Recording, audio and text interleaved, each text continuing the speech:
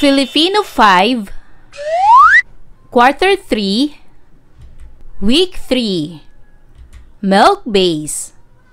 Ang paksa ng ating aralin sa araw na ito ay pag-uulat tungkol sa napanood, pagsusuri sa mga tauhan, tagpuan sa napanood, at pagbabahagi ng pangyayaring nasaksihan. Hello kids! It's me, Teacher Frel. Don't forget to subscribe, like, and share, and hit the notification bell for the latest video. You can also follow my Facebook page, Teacher Frel TV.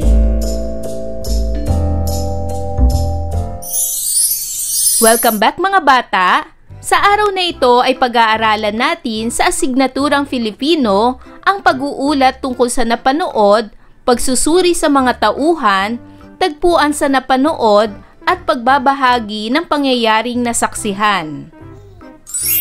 Para sa ating most essential learning competencies, nakapag-uulat tungkol sa napanood. Nasusuri ang mga tauhan at tagpuan sa napanood na maikling pelikula.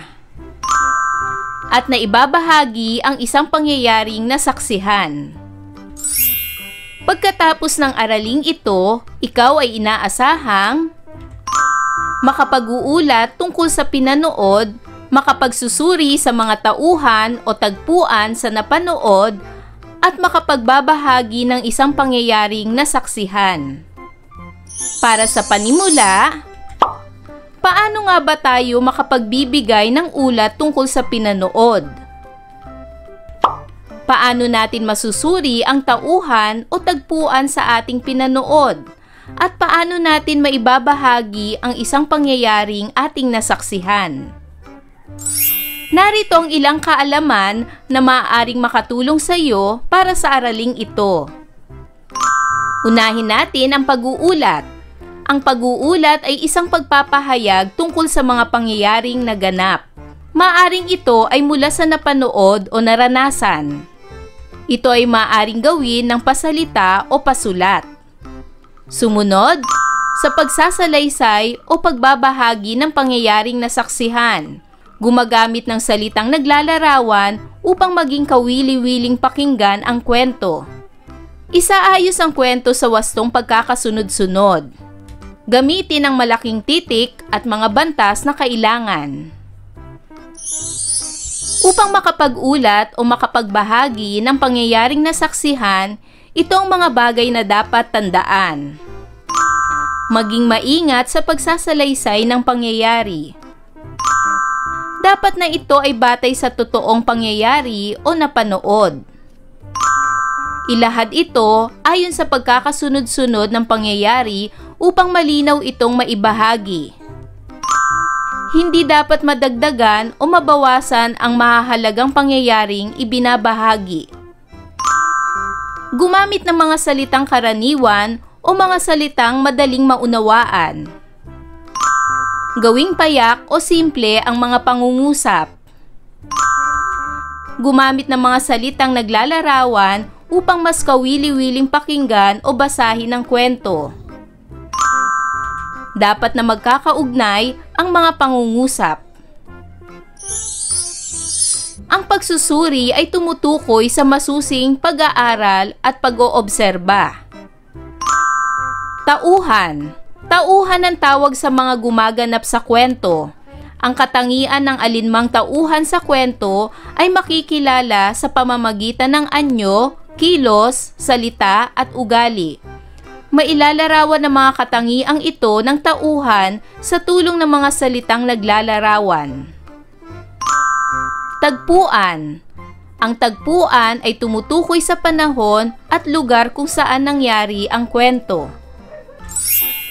Lubos na masusuri ang tauhan, tagpuan at mga pangyayari sa napanood na pelikula kung uunawain at tatandaan ang mga pangyayari sa pelikulang napanood. Mahalagang matutuhan natin ang mga kasanayang ito upang maging responsable sa pagbibigay ng ulat o pagbabahagi ng isang pangyayaring nasaksihan. Ngayon ay dumako na tayo para sa mga gawain. Pagsasanay bilang isa. Panoorin ang isang maikling pelikula sa link na makikita sa ibaba. Pagkatapos manood ay sagutin ang mga tanong. Isulat ang sagot sa iyong kwaderno. Narito ang link. Hanapin ito sa YouTube. Ang title nito ay Si Goyo ang Batang Heneral mula sa Knowledge Channel. I-search nyo lang ito mga bata sa YouTube. Ngayon ay sagutin ang mga sumusunod ayon sa iyong napanood. Kung inyong pinanood ang pelikula tungkol kay Goyo ang Batang Heneral ay masasagutan nyo ang mga sumusunod na tanong. Para sa unang katanungan, sino ang pangunahing tauhan sa kwento? Magaling! Ang pangunahing tauhan sa kwento ay si Gregorio del Pilar o tinatawag na Goyo. Pangalawa, saan naganap ang maikling pelikulang iyong napanood? Tama! Ito ay naganap sa Bulacan. Pangatlong tanong, kailan naganap ang kwento? Tama! Ang kwento ay naganap noong panahon ng mga Kastila. Pang-apat na tanong, ano ang katangian ni Goyo? Tama! Si Goyo ay isang batang heneral na matapang, malakas at matalino, kayang makipaglaban para sa kanyang bayan. At panglimang katanungan, paano na ipakita ni Goyo o ni General Gregorio del Pilar ang kanyang katapangan? Tama! Naipakita ni Goyo ang kanyang katapangan sa pamamagitan ng pakikipaglaban para sa kanyang bayan kahit buhay niya ang naging kapalit, kung kaya't siya ay naging isang batang bayani. Ngayon ay dumako naman tayo sa pagsasanay bilang 2. Lagyan ng check kung ang mga sumusunod na pangyayari ay nasaksihan mo sa iyong pinanood, at X naman kung hindi. Una, magkakasama ang mga katipunero na lumalaban sa mga Kastila. Ito ba ay check o X? Magaling! Ang sagot ay check. Pangalawa, may mga kababaihang naghahanda ng pagkain para sa mga katipunero. Ito ba ay check o X? Magaling! Ito ay check. Pangatlo, nagtago si General Gregorio del Pilar. Ito ba ay check o X? Tama, ito ay X. Pang-apat, nagpanggap na mga babae ang mga katipunero upang tahimik nilang malapitan at matalo ang mga kaaway. Ito ba ay check o X? Tama, ito ay check. At panglima, sama-samang nagdiwang ang mga katipunero at mga Espanyol.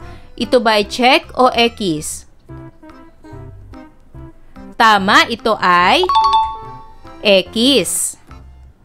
Para naman sa pagsasanay bilang 3, puna ng 8 salita ang sumusunod na talata upang mabuo ang ulat tungkol sa pinanood. Piliin ang sagot mula sa mga salitang nasa loob ng kahon. Ang mga salitang nasa loob ng kahon ay ang mga sumusunod: Katipunan, Bulacan, Gregorio del Pilar, Tapang, Talino. Ngayon ay punan natin ng tamang salita ang bawat patlang. Si General Gregorio del Pilar o kilala sa tawag na Goyo ang batang bayani na lumaki sa Bulacan at naging pinuno ng Katipunan laban sa mga Kastila. Tinaguri ang bayani na dapat tularan ng mga kabataan ngayon dahil inialay niya ang kanyang talino, lakas at tapang para sa bayan. Para naman sa pagsasanay bilang 4, Madami tayong napapanood sa telebisyon tungkol sa mga nangyayari sa bansa kaugnay ng pandemya mula pa noong Marso noong mga nakaraang taon. Maging tayo sa ating pamayanan ay apektado ng kaganapang ito.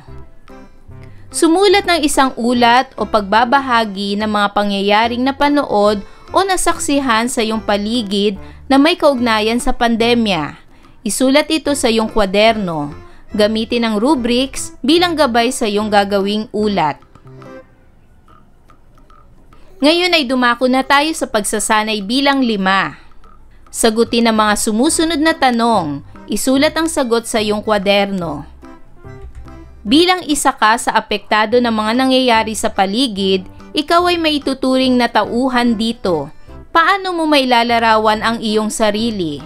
Para sa halimbawang kasagutan ay narito. Ako ay natatakot sa mga nagaganap sa ating paligid, lalong-lalo na ang mabilis na pagkakaroon ng isang tao ng sakit na COVID-19 na nagiging dahilan upang malagay sa bingit ng kamatayan ang iyong buhay. Para naman sa pangalawang katanungan, paano mo ilalarawan ang iyong kapaligiran?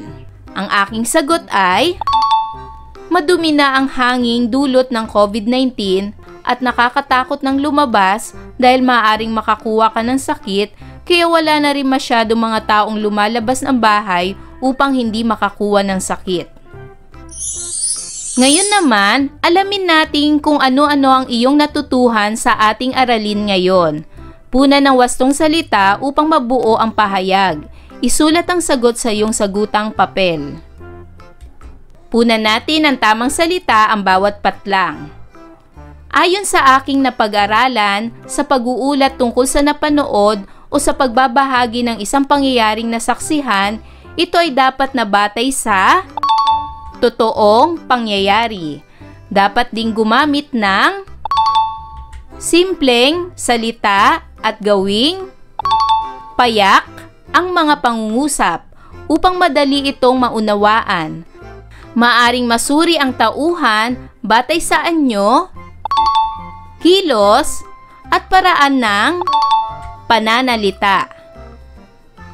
At para naman sa pagsasanay bilang 6, panoorin ang isang maikling pelikula sa link na makikita sa ibaba. Pagkatapos manood ay sumulat ng isang pag-uulat tungkol sa pangyayaring nasaksihan sa iyong pinanood. Gamitin ang rubrics bilang gabay sa iyong gagawing ulat. Ito ay tungkol sa alamat ng bahaghari. Narito ang link. Ang pamagat nito ay alamat ng bahaghari. Ngayon naman mga bata, kung natapos nyo ng panoorin ang alamat ng bahaghari sa YouTube, ay maaari na kayong magsulat ng sarili ninyong ulat tungkol sa alamat ng bahaghari, ayon sa inyong napanood. Tandaan, upang makapag-ulat o makapagbahagi ng pangyayaring nasaksihan, ito ang mga bagay na dapat tandaan. Maging maingat sa pagsasalaysay ng pangyayari.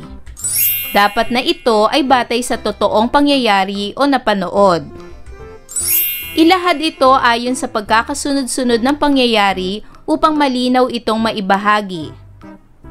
Hindi dapat madagdagan o mabawasan ang mahalagang pangyayaring ibinabahagi. Gumamit ng mga salitang karaniwan o mga salitang madaling maunawaan. Gawing payak o simple ang mga pangungusap. Gumamit ng mga salitang naglalarawan upang mas kawili-wiling pakinggan o basahin ang kwento. At dapat na magkakaugnay ang mga pangungusap. Ayan mga bata, naunawaan nyo ba ang ating aralin sa araw na ito? Kung ganon, magaling! Mga bata, sana'y marami kayo natutunan sa ating aralin. Hanggang sa susunod na video lesson, paalam! Thanks for watching!